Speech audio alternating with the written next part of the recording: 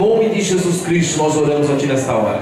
Nós te bendizemos, Senhor, por tudo, Senhor Deus, que Tu tem feito em nosso meio, por ter certeza, Pai, que Tu tem recebido a nossa adoração e recebido também, Senhor Deus, aleluia, tudo aquilo que fizemos aqui nesta noite, meu Pai, e confirmado assim, sentindo a Sua presença nesse lugar. Nesse momento, Senhor, estamos com os nossos ouvidos e os nossos corações abertos para ouvirmos tudo quanto Tu ainda tem para falar conosco, Pai, nesta noite. Meu Senhor, eu lhes peço nesta hora, use Teu servo mais uma vez para transmitir a Tua palavra aos nossos corações, que ele seja um canal de bênção para as nossas vidas nesta noite. Estamos aqui dispostos a ouvir tudo quanto Tu tem para falar conosco. Oramos assim em nome de Jesus. Amém. Amém. Permanecemos em pé, meus queridos. Fala, Deus. Aleluia. Meus irmãos, quero saudá-los com a paz do Senhor. Amém. É muito bom retornar a esta igreja, a esta casa de oração, e encontrar os irmãos louvando a Deus e adorando o soberano nome do Senhor. Eu quero convidá-los para que abram as vossas Bíblias no livro, na Epístola de Paulo aos Romanos, no capítulo 5. Romanos, capítulo 5. Enquanto os irmãos localizam o texto, deixa eu usar aqui uma palavra de agradecimento ao pastor Ronaldo, que através do nosso amado irmão Erildo, que é o nosso promotor de missões aqui, juntamente com o seu companheiro, nos convidaram alguns dias atrás para estarmos juntos com os irmãos, e eu fiquei muito feliz por esta oportunidade. Também quero louvar a Deus pela vida do irmão Alberto Reginaldo, que nos acompanha nessa viagem. Nós estamos já desde a manhã, logo cedo, já na estrada, né, irmão Alberto, né? Desde manhã estivemos na cidade de Itapevi, onde participamos da escola bíblica ali de obreiros e membros, e depois migramos para cá, e o Senhor tem nos abençoado. Também feliz em rever os demais obreiros, pastor Joaquim, os demais irmãos da igreja. Que Deus seja louvado por vossas vidas. Acharam o texto? Romanos capítulo 5. Eu, por motivo do tempo já está avançado, quero ler apenas um versículo, ou apenas um verso de número 8. Apenas o verso ou o versículo de número 8. O texto sagrado nos diz assim: mas Deus prova o seu amor para conosco em que Cristo morreu por nós, sendo nós ainda pecadores. Vocês querem ler comigo esse versículo mais uma vez para ficar fixado nas tábuas de nossos corações? Vamos lá?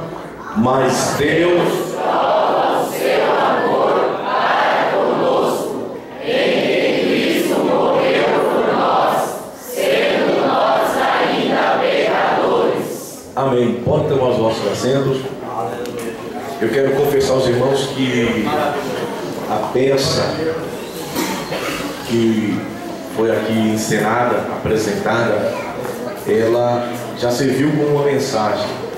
E eu, na verdade, fui surpreendido, porque eu conheci essa peça em parte, mas a surpresa foi espetacular, foi muito boa, que foi a apresentação das faixas, né? Quando eu tirava aquele fardo árduo, pesado, causticante que estava sobre a igreja, quando a moça que ensinava aí, né, pessoa do Espírito Santo, tirou aquele fardo e começou a apresentar muito forte essa mensagem. E eu quero acreditar que o Senhor falou com muita gente aqui nesta noite. Deus falou de uma maneira tremenda. E eu queria apenas que você que recebeu o falar de Deus por uma daquelas faixas, Deus falou aqui com alguém de uma maneira tremenda, através das faixas que foram apresentadas, que você desse ouvido à voz do Senhor, porque o Senhor te ama. Deus não desistiu de você, não desistiu de você de maneira alguma. Prezados irmãos e amigos, o nosso tempo não é muito longo, e eu quero, usando esse texto, que ora nós lemos a palavra do Senhor, onde Ele nos revela a justificação pela fé, que é nos outorgada, que é nos dada pelo Senhor nosso Deus, trazer-lhes uma mensagem da parte do Senhor. Eu sei que é um culto de missões, onde os nossos promotores têm promovido escuto, de adoração a Deus e de consciência missionária. Uma das jovens que nos antecederam aqui, ela dizia que cada coração com Cristo é um missionário e cada coração sem Cristo é um campo missionário. Uma frase impactante que mostra a nossa necessidade de fazer a obra do Senhor.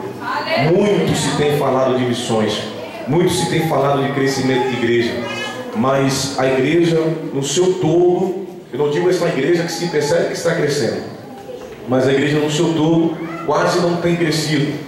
Muito se fala de missões, mas milhares de pessoas estão descendo à sepultura sem receber a salvação. E isso nos revela que nós precisamos compreender melhor a ordem imperativa do Senhor, a grande comissão, e praticarmos esta ordem imperativa do Senhor, anunciarmos o Evangelho, esse Evangelho de graça, de poder, de autoridade. Nós precisamos ser chacoalhados mesmo pelo Espírito Santo de Deus, precisamos ser sacudidos pelo Espírito Santo de Deus, para que possa se derramar todas as impurezas, toda a contaminação, todo o empecilho, todo o embaraço, todo o impedimento, e nós nos acordarmos de uma vez por toda e dizer: eis-me aqui, Senhor, envia-me a mim, eis-me aqui, Senhor, quero ser um vaso em tuas mãos, quero ser um instrumento, aleluia, para, aleluia, realmente povoar os céus. Que o Senhor nos ajude, meus irmãos, que a promotoria de missões aqui da igreja de Monugaba possa cada vez mais ser despertada, possa cada vez mais ser motivada pelo Espírito Santo do Senhor, para que esse trabalho siga adiante, que o Senhor possa abençoar cada vez mais a cada irmão, a cada irmã, e que essa obra não venha a parar em hipótese alguma, muito pelo contrário, que a gente possa revelar ao mundo este grande amor que Deus tem, aleluia, nos outorgado, nos concedido. E é sobre isso que eu quero falar um pouco nesta noite, olhando para o texto sagrado, para o cenário bíblico, e precisamente desse versículo: mas Deus prova o seu amor. E lendo esse versículo em um momento de devocional, eu perguntei ao texto: como ou qual a maior prova do amor de Deus? Qual a maior prova do amor de Deus para conosco? E o Espírito Santo de Deus me levou para o Gênesis e começou a trabalhar, irmão Alberto e pastor Ronaldo, em meu coração, a mensagem da criação, os feitos criativos de Deus, a maneira como Deus criou todas as coisas pelo poder da sua palavra. Deus ia dizendo e as coisas iam acontecendo, Ele ia verbalizando, aleluia, e as coisas iam sendo feitas, sendo criadas, tudo pelo poder da palavra de Deus, até porque o texto sagrado nos diz que tudo foi feito por Ele e para Ele, e nenhuma das coisas que foram feitas teria sido feita se não fosse por Ele, a saber, o Logos de Deus, Jesus Cristo. Então o Senhor começou a falar no meu coração acerca do ato criativo, de como Deus criou todas as coisas pelo poder da palavra, aleluia. E o primeiro ato da criação é quando Deus ministra uma palavra, naquele momento em que a terra estava em um tremendo caos, ou melhor dizendo, o abismo estava empenhado, não havia claridade, não havia luz, e a primeira criação é luz, haja luz, e aí de imediato surge a luz. É óbvio para os estudiosos da palavra de Deus que o ato, ou seja, a criação dos astros, dos luminares, do sol, da lua, das estrelas, só acontece no quarto dia da criação. Mas da onde veio esta luz? Quando Deus disse haja luz e logo houve luz, da onde veio? Aleluia. Os teólogos vão nos dizer que esta luz emanou do próprio Deus. Isso quer nos dizer que aonde Deus está não pode haver trevas, não pode haver, aleluia, essa escuridade. E eu quero acreditar que você está em Deus e a tua vida é luz para este mundo, aleluia, sal para esta terra que está contaminada. Seja luz por onde você passar, porque Deus está na tua vida. Amém, meus irmãos? O Senhor está em nós, a luz em nossas vidas, e Ele foi criando todas as coisas pelo poder da sua palavra. Mas quando Deus confabulou-se consigo mesmo, façamos o homem, Ele não disse haja, homem. Ele disse: façamos o homem. Mas fazer de que maneira? De qual forma? Façamos conforme a nossa imagem e a nossa semelhança. Aí é sabido de todos que Deus não tem uma forma física. A gente quer acreditar que Deus é parecido com esse evoluto, com essa cabana chamada corpo, mas Deus não tem uma forma física. Então, fazer conforme, aleluia, a sua formosura, fazer conforme, aleluia, a sua semelhança, façamos conforme, aleluia, a nossa semelhança. Isto era, aleluia, a pureza, era o caráter, era a integridade do próprio Deus, aleluia, que seria colocada no ser humano. E eu fico às vezes pensando, quando Deus começa a trabalhar, Ele vai ali, pega a argila, o pó da terra, começa a trabalhar, começa a confeccionar, e surge um boneco, mas não tinha vida, não tinha fôlego de vida. E a Bíblia diz que então Deus vem e pratica o ruar, Deus sopra, aleluia, e ali entra no ser humano o fôlego de vida, e o homem então passa a ser, aleluia, um ser vivente. Isso quer dizer que a tua essência, isso que te faz se mover, isso que te faz sentir, que te faz ver, que te faz, aleluia, adorar, saiu do próprio Deus, saiu de Deus, aleluia, tua essência saiu do próprio Deus. É por isso que você tem saudade do céu, porque apesar de você nunca ter ido lá, você veio de lá, aleluia, glória seja o nome do Senhor. Observe, queridos irmãos, que Deus forma então o homem em estado de perfeição, sem ter nenhuma contaminação. Porque se quando Ele forma o boneco não tinha vida, Ele sopra, passa a ser uma alma vivente, e aí entra nesse ser humano parte, de Deus, porque saiu de Deus o sopro, e Ele faz isso nas narinas do homem, o homem passa a ser uma alma, um ser vivente. Então essa essência que o homem recebe de Deus é pura, é sem mácula, é sem contaminação alguma. Mas a minha Bíblia e a sua Bíblia diz que o pecado separou o homem de Deus. O pecado separou o homem de Deus, porque até o pecado acontecer, pecado que é chamado de pecado original, pecado adâmico, até essa ação do homem, o homem não precisava fazer esforço algum para ter um relacionamento perfeito com Deus. O homem não precisava empenhar nenhuma força, porque a Bíblia diz que todos os dias, na viração do dia, Deus vinha e dialogava com o homem. Olha que privilégio tremendo.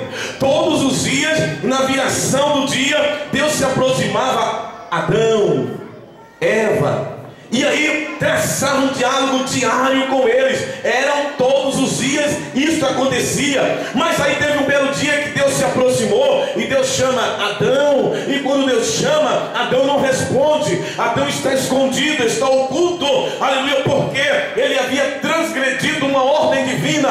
Porque Deus, quando forma o homem, Deus coloca o homem para habitar no paraíso, aleluia, no jardim que Ele mesmo planta, e coloca o homem ali, naquele lugar perfeito, aleluia, era um lugar de contato entre Deus e o homem. Mas quando o homem peca, ele se esconde, e aí Deus, por sua vez, bane, expulsa, tira o homem do jardim no Éden, ou do jardim do Éden.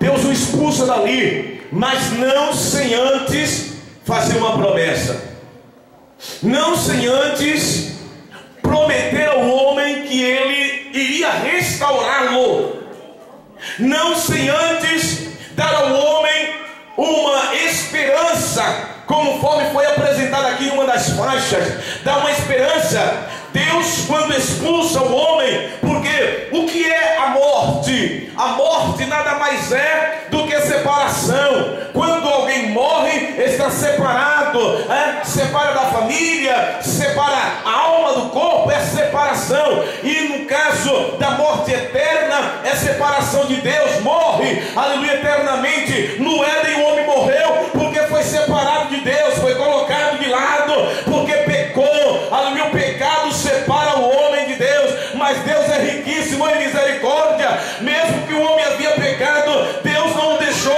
a Ele disse: eu vou enviar a solução, eu vou enviar uma saída para vocês, eu vou dar um jeito para que vocês voltem a ter uma aliança comigo, eu vou dar um jeito para que vocês novamente possam ter perfeita comunhão. E que esperança é essa? A saber, o seu único e amado Filho, chamado Jesus Cristo, que é a maior revelação do amor de Deus para mim e para você. Aleluia. Mas Deus prova o seu amor para conosco em que Cristo morreu na cruz do Calvário para nos resgatar. Queridos, Deus bane o homem dali, Deus expulsa o homem do Éden. Mas juntamente com essa saída, Deus faz uma promessa. Que promessa é essa, pastor Antônio? Promessa de regeneração. Deus faz uma promessa de regeneração. O que é regenerar? Regenerar é gerar novamente, ou tornar ao estado original. Pegar alguma coisa que foi degenerada, que foi estragada, que foi deteriorada, e trabalhar esta coisa ao ponto de torná-la original novamente, ao mesmo aspecto que era original. E Deus estava dizendo: eu vou fazer com que vocês tenham novamente condições de serem como eram antes. Vocês serão regenerados, vocês serão transformados e terão condições de se apresentar a mim. Aleluia. E Deus então, ao prometer isso, estava dizendo: eu vou enviar a solução. E aí, meu irmão, a partir dessa saída do Éden, o homem passa a viver novamente a busca desesperada pelo paraíso perdido. Todo mundo quer encontrar o paraíso. A busca desenfreada do ser humano, que às vezes esta busca se desencadeia nas finanças, em dinheiro, em prazeres de ordens pecaminosas, em orgias e tantas outras coisas, é porque o homem está tentando buscar a felicidade, mas não podem encontrar a felicidade a não ser em Jesus Cristo, o nosso amado Senhor. Somente Ele é plena e completa felicidade, somente Jesus. É por isso que nós estamos aqui hoje neste culto de missões, porque Deus nos enviou, porque Deus enviou alguém antes de nós, porque Deus enviou o seu Filho amado. Eu costumo dizer que Deus é o primeiro ser a fazer missões, é o próprio Deus, porque, aleluia, quem faz missões envia. Aleluia, Deus enviou o seu próprio Filho. Deus depois enviou Abraão para fazer missões transcultural. Disse: Abraão, sai da tua terra, sai do meio da sua parentela e vai para uma terra que eu ainda te mostrarei. E você, Abraão, eu farei de você uma grande nação, e em ti serão abençoadas todas as famílias da terra. Abraão faz o seguinte: anda na minha presença e ser perfeito. Aleluia, louvado seja o nome do Senhor. Então Deus é o primeiro ser. Deus é o maior interessado por missões. E às vezes nós, que somos consequências, que somos abençoados por missões, não queremos praticar esta ordem que o Senhor nos deu. Mas vamos um pouco mais adiante. Então o homem passa a viver em busca desse paraíso perdido, passa a viver em busca dessa nova comunhão com Deus, ou dessa nova aliança com Deus. E a sua busca é tamanha que, quando eles pecam e saem da dispensação da inocência, entra na dispensação da consciência, do governo humano, e por aí vai afora, até que se estabelece a dispensação da lei. E na dispensação da lei parece que ia resolver, porque agora é praticado sacrifícios de animais. Alguns animais têm o seu sangue derramado, e parece que com isso resolvia o problema, mas na verdade não podia resolver, porque aqueles animais apenas cobriam o pecado do homem. Eles não apagavam o pecado do homem, e viveram durante toda a vida deles em busca desta comunhão com Deus. Mas a minha Bíblia, a sua Bíblia diz que um certo dia apareceu um homem às margens do Rio Jordão, pregando o santo evangelho, pregando a palavra do Senhor.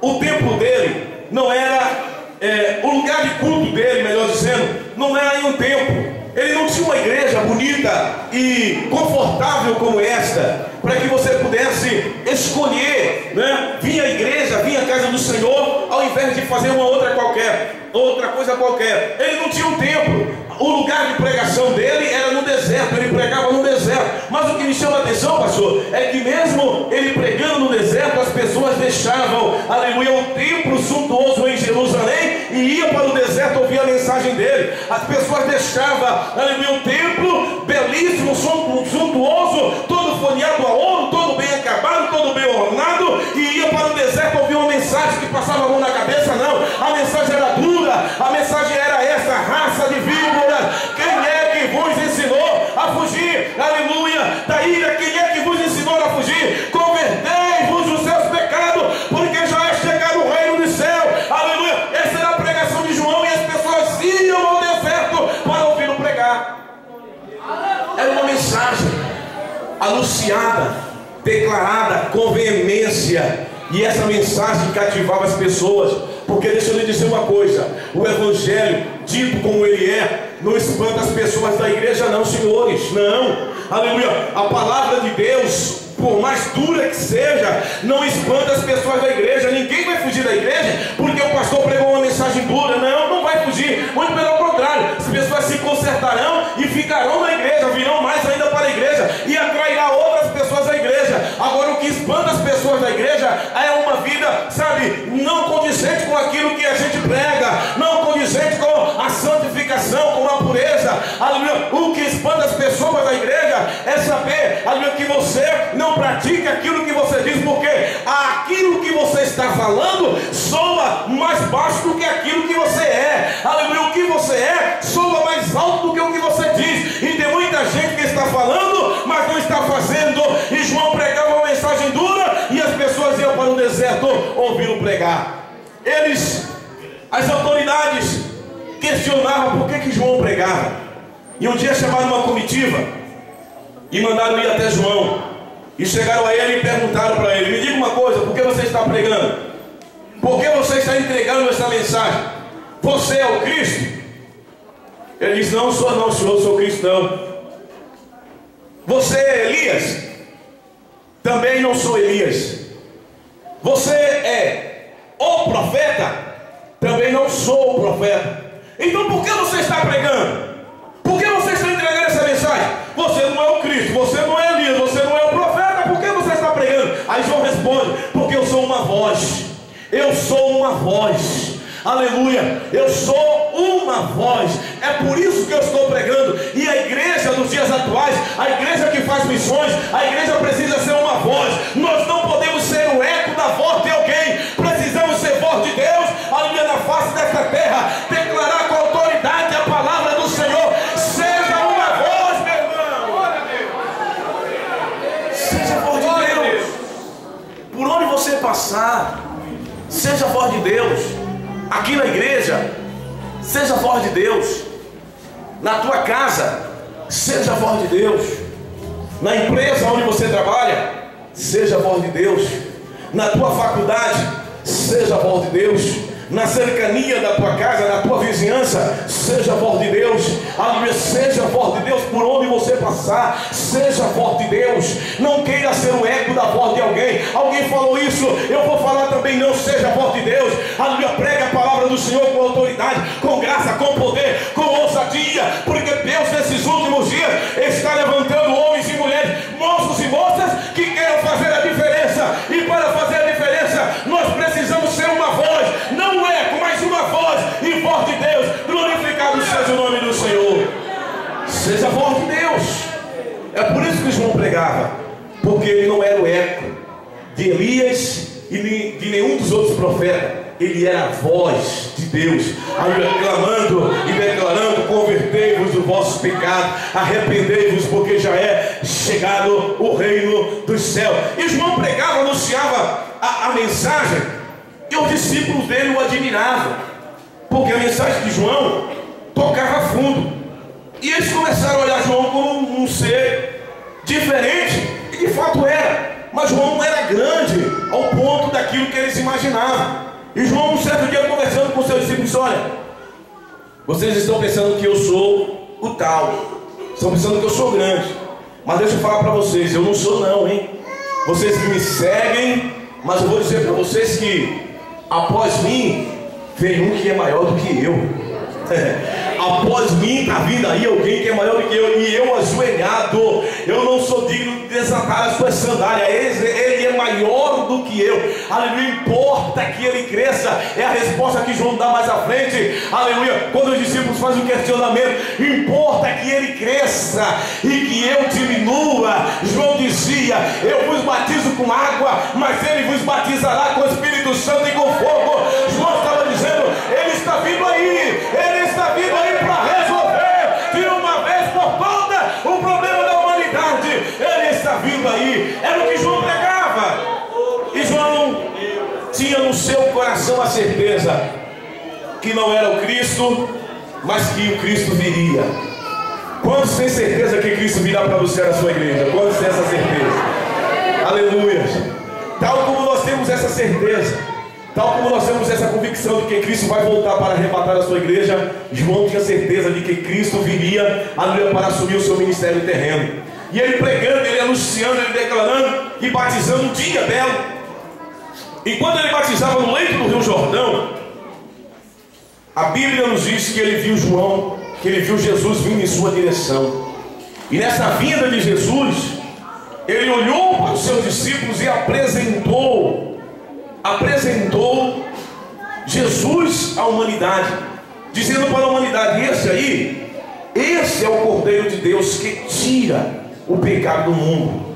E João deu essa revelação e continuou o seu ministério, até que João foi preso, né? Foi apanhado pelas autoridades por conta de uma profecia e de uma ira que alguém tinha contra a vida de João. Então João está na cadeia, preso, e Jesus está pregando, está declarando, está ensinando. E então João chama todos os seus discípulos e diz: vem cá, vai lá onde está Jesus e pergunta para ele: tu és mesmo o Cristo, ou eu vou esperar outro? João manda todos os discípulos ir lá fazer esse questionamento. E os discípulos vão, vocês vão entender o porquê desse ponto aqui nessa mensagem. Os discípulos vão e perguntam para Jesus: Jesus, João nos mandou vir até ti para perguntar se tu és mesmo o Cristo, ou se ele vai esperar um outro. E Jesus então, naquele momento, a Bíblia diz que Jesus curou as pessoas que estavam ali de todas as enfermidades. Todas as pessoas enfermas que estavam ali foram curadas, as pessoas que estavam possessas foram libertas, as pessoas que estavam leprosas foram limpas. Jesus fez um espetacular milagre. É o que diriam hoje aí, se fosse hoje em dia, diriam: é o show da fé. Mas Jesus fez naquele momento, sabe, uma ação espetacular, miraculosa, e todos que estavam enfermos foram curados. E os discípulos iam voltando para dizer a João que ele era o Cristo mesmo, porque as pessoas foram libertas, as pessoas foram curadas. Jesus disse: não, espera aí, não é isso que vai convencer a João, não. O que vai convencer a João é você dizer para ele que o Evangelho está sendo pregado aos pobres. Diga para João que o Evangelho está sendo anunciado. Então, meus prezados irmãos, nós temos responsabilidade para pregar o Evangelho, para anunciar e para declarar, aleluia, estas boas novas de salvação. Era isso que convenceria João. O Evangelho. Que Evangelho? Boas novas. Vai lá e diz para ele que o Evangelho está sendo declarado aos pobres. Diga para ele que está sendo anunciado as boas novas de salvação. Isso vai convencer a João de que eu de fato sou Cristo. E João volta, os discípulos voltam a entregar a mensagem. João se conscientiza, João morre, e Jesus continuou seu ministério. Continuou seu ministério terrenal, pregando, anunciando e fazendo a obra de Deus. Mas ele sabia que a principal obra dele não era curar, não era libertar. A principal obra de Cristo seria provar para a humanidade que ele era a maior prova de amor de Deus para com os homens. Jesus é a maior prova do amor de Deus por você. Jesus é a maior prova do amor de Deus por tua vida, porque a Bíblia nos diz que, sendo nós ainda pecadores, Ele morreu por nós.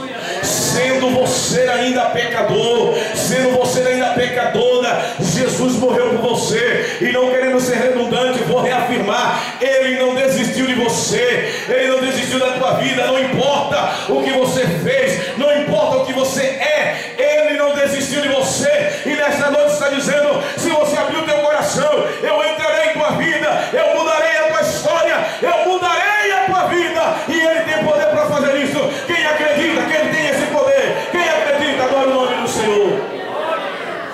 E Jesus continuou seu ministério. Vou encurtar aqui a história, que o horário já nos manda parar.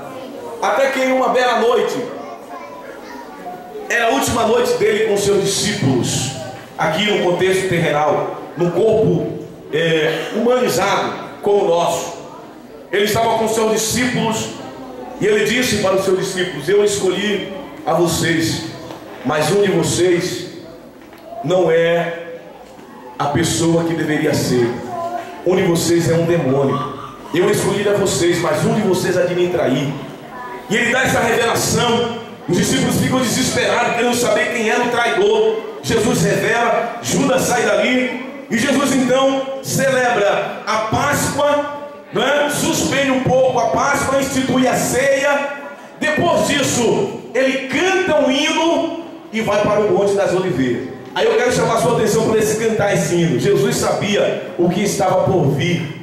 Jesus sabia de todas as aflições que ele iria passar. Ele sabia que ele seria traído, sabia que ele seria abandonado pelos seus melhores amigos, sabia que ele iria ser esbofeteado, sabia que ele iria ser cuspido, que ele iria ser espancado, que ele usaria uma coroa de espinho, que ele iria ser crucificado. E ainda assim Jesus conseguiu cantar, aleluia. Mesmo sabendo que todas essas aflições viriam, ele consegue adorar a Deus, ele consegue cantar. E por que você está reclamando em meio a esta prova que você está passando? Não, minha irmã, não faça isso. Cante, louve, adore e exalte o nome do Senhor no meio desta prova, e você passará por ela bem mais feliz. Passará em nome de Jesus, passará por ela e sairá do outro lado vitorioso e dizendo: valeu a pena ser fiel ao Senhor. Aleluia. Jesus então, lá no monte, não esqueça, ele é a maior prova do amor de Deus para conosco. Jesus então, lá em cima do monte, ele é apunhado pelos representantes, pelos enviados das autoridades eclesiásticas. Preste atenção, ali não havia soldados romanos, eram enviados de Caifás e de outras entidades religiosas. E eles chegam procurando Jesus. E quando Jesus lhe pergunta: a quem vocês buscam? Ele disse: buscamos a Jesus. Aí Jesus disse: sou eu. Na hora que Jesus disse: sou eu, pá, eles caem por terra. E aí novamente acontece a mesma cena, até que Jesus se deixa prender. Vocês estão buscando a mim, então soltem a esse. Jesus se deixa prender. Irmão, preste atenção, que nós já estamos finalizando, para você entender aqui essa mensagem. Jesus é Deus, sim ou não? Quem concorda que Jesus é Deus? Quem concorda? Quem concorda? Levanta a mão. Todos concordam que Jesus é Deus. Agora você já parou para pensar que ele, sendo Deus, ele se humilhou ao ponto de habitar em uma cabana chamada corpo? Ele, sendo Deus, ele se sujeitou ao papai, a uma mamãe, a Maria e a José. Ele, sendo Deus, ele pediu bênção ao pai e à mãe. E às vezes nós encontramos jovens e adolescentes e até irmãos na igreja que não respeitam mais a pai, não respeitam mais a mãe, né? Tem daqueles que estão até de mal com o pai, de mal com a mãe. Peraí, pastor, é verdade, irmão. Tem gente que mora aqui na cidade de Morungaba e a mãe mora ali na esquina, passa semanas e semanas sem ir lá ver a mamãe, dar um beijinho nela, falar com ela. Tem gente que a mamãe mora um pouco mais longe e não tem coragem de pegar o telefone e dar uma ligada: como vai, mãe? E sabe, e a Bíblia nos está ensinando que o primeiro mandamento com promessa é honrar o pai e a mãe. Honra o teu pai e a tua mãe. Quantas pessoas estão por aí xingando o pai, xingando a mãe, chamando ela de quadrada, chamando de ultrapassado, e o Senhor está notando essas suas palavras: respeitem os vossos pais e as vossas mães, e Deus lhes dará a bênção da longevidade. Não é verdade? E às vezes a gente encontra pessoas, Jesus sendo Deus se sujeitou, conviveu, respeitou, até que depois dos 12 anos aí some os nossos conhecimentos acerca da sua história de vida, mas aí ele chega aos seus 30 anos e assume o ministério. E nesse seu ministério, ele prega, ele ensina, ele faz tantos milagres, mas ele sabia que a sua missão principal era morrer por nós. Então lá em cima os soldados o prendem, trazem ele para um julgamento esdrúxulo, acusam ele, prendem, acusam, fazem o julgamento, condenam, e depois no dia seguinte já levam para a sentença. Ele é prova do amor de Deus por nós. Preste atenção a isso. Jesus agora, depois de ter carregado aquela cruz ali pela via sacra, ele vai até um lugar chamado Monte Caveira, e lá em cima um carrasco pega aqueles cravos de 7 polegadas e começam a cravar a sua mão direita sobre o madeiro. Crava a mão direita, aleluia, depois pega, põe a mão esquerda sobre o madeiro, faz o mesmo processo, põe um pé sobre o outro, faz o mesmo processo, aleluia, e depois sobe Jesus, levanta, ergue a cruz, pendura uma cruz, aleluia, Jesus fica ali pendurado até o momento final da sua vida. Por que ele sofreu isso? Por você. Ele sofreu por você, para que você possa compreender a revelação do amor de Deus na tua vida, aleluia. Mas Deus prova o seu amor para conosco em que Cristo morreu por nós, sendo nós ainda pecadores, aleluia. Ele então, em dado momento, aleluia, olha para o Pai, e o Pai vira as costas para ele. Ele então declina a sua cabeça, dizendo: Pai, está consumado, em tuas mãos eu entrego o meu espírito. Ele estava dizendo: Pai, tudo que era preciso ser feito para o homem ser salvo, eu fiz. Agora o homem pode ser regenerado, o homem pode se chegar a ti, porque eu já morri, aleluia, já entreguei a minha vida, derramei o meu sangue, agora é uma nova vida. Mas presta atenção, Jesus morreu, mas não ficou na cova, ele ressuscitou. Aleluia! E essa é a alegria da nossa salvação, é saber que o túmulo de Jesus está vazio. Aleluia! Não é como o túmulo de Buda, não é como o túmulo de Maomé, ou de Padre Ciso, ou de um outro qualquer. O túmulo de Jesus está vazio, ele ressuscitou e está conosco nesta noite. Ele ressuscitou, meus irmãos, e na sua ressurreição ele fica ainda 40 dias com os discípulos, provando o amor de Deus para com eles. Fica 40 dias com os discípulos, come com ele, bebe com ele, dá instruções para eles. E chega um momento que Jesus precisa voltar para o céu, porque a Bíblia diz que o que desceu foi o mesmo que subiu. Ele precisa retornar para as mansões celestiais. Então o que ele faz? Leva os seus discípulos ao monte, e lá no monte ele começa a ser assunto aos céus, ser elevado aos céus, ser elevado diante dos olhos dos discípulos, até o momento que os discípulos não conseguem mais contemplá-lo ao olho nu. E ele então some diante dos olhos dos discípulos, e os discípulos ficam atônitos, olhando para cima. E o Espírito Santo, que é o nosso Consolador, ainda não havia sido enviado. Então Deus manda 2 anjos confortá-los, conversar com eles e dizer para eles: por que vocês estão assim tristes, olhando para cima? Deixa eu lhes dizer uma coisa: esse Jesus que vocês estão vendo ir, ou que vocês viram subir, ele há de vir do mesmo jeito que ele foi, e ele vai voltar. Não fiquem tristes não, não fiquem preocupados não, esse Jesus vai voltar novamente. Ele é a prova do amor de Deus, ele há de voltar. E aí nesse momento, cumpre-se a profecia messiânica de Davi, do Salmo 24. Quando Davi, ele vê o cumprimento de Atos capítulo 1, Jesus sendo assunto aos céus, e alguém dando uma ordem para os portais celestiais, dizendo, bradando lá: abre portais eternos. E alguém pergunta: abrir por quê? Por que abrir? Por que devemos abrir? E alguém responde: abre, porque está chegando o Rei da Glória, está chegando aquele que foi ao mundo, que venceu o mundo, que venceu o pecado, que venceu o diabo, venceu a morte, está voltando. Abre portais eternos, está chegando o Rei da Glória, e Jesus entra nas mansões celestiais. Já estou fechando a Bíblia que o horário já tem que parar. Alguém talvez pergunte: ei, Jesus salvou ou não salvou a humanidade? E nesse diálogo imaginário que circula aqui por minha cabeça, Jesus responde sim e não. Como assim sim e não? Aí conta toda a sua história de vida e diz: e depois de tudo isso que eu fiz, eu entreguei a minha vida por eles. Eu morri na cruz, ressuscitei, voltei aos céus, preparei 12 homens e deixei com ele a responsabilidade de pregar o Evangelho. Então isso vai fracassar? Não vai fracassar, porque eu prometi a eles que vou enviar o meu Espírito Santo, e o Espírito Santo é o penhor, aleluia, de nossa salvação. É Ele que está conosco aqui, ornando a igreja, ornamentando a igreja, preparando a igreja, e daqui a pouco a igreja vai sair daqui, aqueles portais eternos vai ouvir uma segunda vez o brado: abre portais eternos. Alguém vai perguntar: abre por quê? E ele vai dizer: abre porque está chegando a eleita, está chegando a noiva, está chegando a igreja, e nós vamos estar para sempre com o Senhor.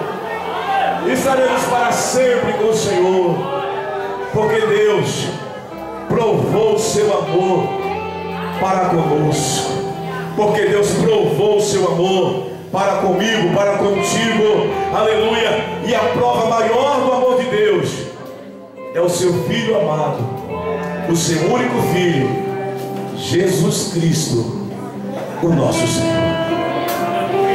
Eu vou devolver esse microfone já aqui a quem de direito, mas eu não posso fazer isso sem antes te dar a oportunidade de experimentar esse amor, sem antes de te dar a oportunidade de experimentar a prova maior do amor de Deus por tua vida. Pastor Antônio, que prova é esta? Como eu posso experimentar este amor? Como eu posso receber a Jesus Cristo como meu Salvador? Como eu posso também fazer parte dessa família chamada Igreja Cristã? E graças a Deus que essa igreja não está dormindo, ela está bem acordada, aleluia. E a gente vê isto pela atitude dos irmãos e pela atenção que vocês têm dado à mensagem e ao culto que aqui viemos entregar ao Senhor. Você precisa hoje sair daqui com a tua salvação garantida, entregando a sua vida a Jesus Cristo. A Bíblia nos diz que Deus amou o mundo de tal maneira que deu seu Filho unigênito, para que todo aquele que nele crê não pereça, mas tenha a vida eterna. Você quer esta vida eterna? Você quer receber a Jesus como teu Salvador? Quer, aleluia, entregar a tua vida a Jesus Cristo nesta noite? Você deseja fazer isso? Então eu quero convidá-lo para se identificar, levantando uma das suas mãos aonde você estiver. Aleluia. Eu quero, pastor, entregar a minha vida a Jesus. Vou pedir à igreja se colocar em pé com a permissão do pastor Ronaldo. Cadê, aleluia, a vida que estava levantando as mãos? Aleluia, você quer fazer isso agora? Levante a sua mão mais uma vez. Aleluia, bem alto. Nós queremos te conhecer, queremos orar por você. Hoje é a noite oportuna, é a noite da tua salvação. Você deseja nesta noite entregar a sua vida a Jesus? Você deseja? Deixa eu fazer uma pergunta aqui pelo contrário. Quantos aqui já experimentaram o amor de Deus e já entregaram a vida a Jesus? Levanta a mão sim. Os salvos da pessoa de Jesus Cristo, levanta a mão. Quase todas as mãos levantadas. Uma meia dúzia não se levantaram. Mas você pode fazer isso agora. Se você deseja, então venha. Você deseja isso agora? Entregar a sua vida a Jesus? Se identifique, levante a sua mão. Não tem ninguém nesta noite? Oh, aleluia. Bom seria se você pudesse dar um passo para Jesus, dizendo: Senhor, eu quero entregar a minha vida a Ti nesta noite. Mas a minha Bíblia, ela diz que não é por força e não é por violência, é pelo Espírito do Senhor. E eu sei que nesta noite Deus falou ao teu coração. E se você pode crer, aleluia, o Senhor está disposto a operar esta salvação preciosa, maravilhosa na tua vida. Está vendo um homem aqui, um cidadão, aleluia, pode conduzir mais aqui à frente, aleluia, porque hoje acontece o milagre da salvação desta vida. Pode se aproximar, pode chegar mais para cá, aleluia, porque Jesus te ama. O amor de Deus é muito grande, é precioso, aleluia, e ele já vem sentindo o amor de Deus, experimentando o amor de Deus. E você deseja também fazer isso agora? Levante a sua mão onde você está, ou então saia do seu lugar e venha aqui à frente. Deixe Jesus operar o milagre da salvação da tua vida. Oh, meu irmão, se eu pudesse eu insistiria muito mais aqui com você, mas o tempo não me permite, eu não posso continuar insistindo. Aleluia, vem para Jesus agora, entrega a tua vida a Ele, recebe Jesus com alegria na tua vida e no teu coração, e eu tenho certeza que a sua vida será transformada. Pela última vez eu te pergunto, você deseja? Então venha para Jesus agora. Nós vamos orar por essa vida que está aqui à frente, com as mãos erguidas, ou com a mão erguida, dizendo: eu entrego a minha vida a Jesus, eu entrego a minha vida ao Senhor. Eu só posso dizer aos irmãos: está vindo ali mais uma senhora, vamos esperar que ela chegue até aqui. Oh, aleluia. A igreja deve adorar a Deus por essa decisão, a igreja deve glorificar o nome do Senhor por mais esta vida. Aleluia. Oh, aleluia. Está aqui com a senhora, a irmã, acompanhe por gentileza. Que bênção maravilhosa, mais uma vida. Aleluia, Jesus. Aleluia. De repente tem a terceira vida. Aleluia. Você quer vir? O Espírito Santo fala no meu coração que tem. Tem mais alguém aqui que precisava tomar essa decisão hoje? Eu posso lhe dizer algo aqui, da parte de Deus na tua vida. A salvação é individual. O teu esposo não vai te salvar. Ali mais um garoto, vem cá, meu jovem. Vem cá, vem pra frente aqui. Você pode vir, vem, conduz ele aí, traz ele aqui, mais um garoto. É isso mesmo. O meu irmão, o evangelho entrou na minha casa através do garoto com 7 anos de idade. O meu irmão, com 7 anos de idade, aceitou a Cristo. E Jesus salvou toda a família, pai, mãe, 7 irmãos. E de quebra ainda salvou o primo que morava com a gente. Jesus é maravilhoso. Está aqui 3 pessoas. Aleluia, esse garoto também aceitando a Jesus como Salvador. Mas como eu estava dizendo antes dessa alegria aqui, da salvação desse jovem, a salvação é individual. Marido não salva esposa, esposa não salva marido, namorado não salva namorada, noivo não salva noiva. É individual a salvação. Bom seria que os dois, aqui, todos se agreguem à salvação, mas a salvação é individual.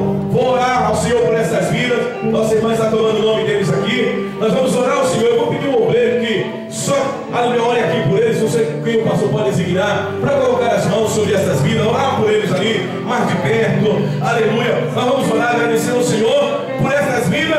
Aleluia. Podemos dizer nesta noite que valeu a pena estar aqui por essas 3 vidas que aceitaram a Jesus. A igreja pode dizer amém? Pode dizer amém, igreja? Oremos ao Senhor. Ó Senhor, nosso Deus e Pai, estamos em Tua casa, diante da Tua presença, meu Deus. Ó meu Senhor, eu quero Te louvar